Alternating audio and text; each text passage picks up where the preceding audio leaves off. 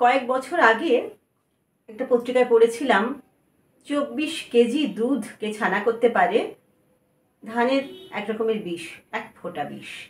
এক ফোঁটা দিলে 24 কেজি দুধ ছানা হয়ে যায়। সেখান থেকে পনির তৈরি হয়। সেই পনির মুর্শিদাবাদ, মালদা থেকে সারা পশ্চিমবঙ্গে ছড়িয়ে পড়ে। তারা হয়তো ভাবছেন, যারা তৈরি করছেন তারা ভাবছেন এই পনির তো আমরা খাবো না। তার কিছুদিন পরে শুনলাম যে মাছকে ফরমালিন দিয়ে সংরক্ষণ করা হচ্ছে। নিশ্চয়ই ব্যবসায়ীরা ভাবছেন এই মাছ তো আমি খাচ্ছি না, আমি আর সবাইকে দিয়ে দিচ্ছি।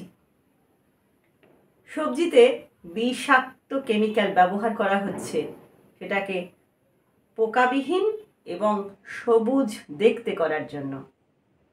নিশ্চয়ই চাষি এবং ব্যবসায়ী, সবজি ব্যবসায়ী ভাবছেন আমি তো বিক্রি করে দিচ্ছি, এই সবজি তো আমি খাবো না। মিষ্টিতে নানা রকমের রং ব্যবহার করা হচ্ছে, যে রঙগুলো পারমিটেড নয়, শরীরের পক্ষে সাংঘাতিক ক্ষতিকর। সেই ব্যবসায়ীরা ভাবছেন এই মিষ্টি তো আমি খাচ্ছি না, আমি তো বিক্রি করছি শুধু। এই অদ্ভুত প্রকারে সমাজে কিন্তু ছড়িয়ে পড়ছে বিষ।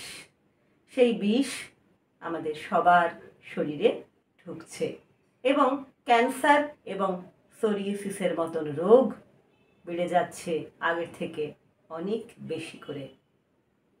আজকের দিনে আমরা মানবিকতা, মমতা এই শব্দগুলোকে অনেকটাই বইয়ের শব্দ করে ফেলেছি, কিন্তু একটু ভেবে দেখলে হয় না?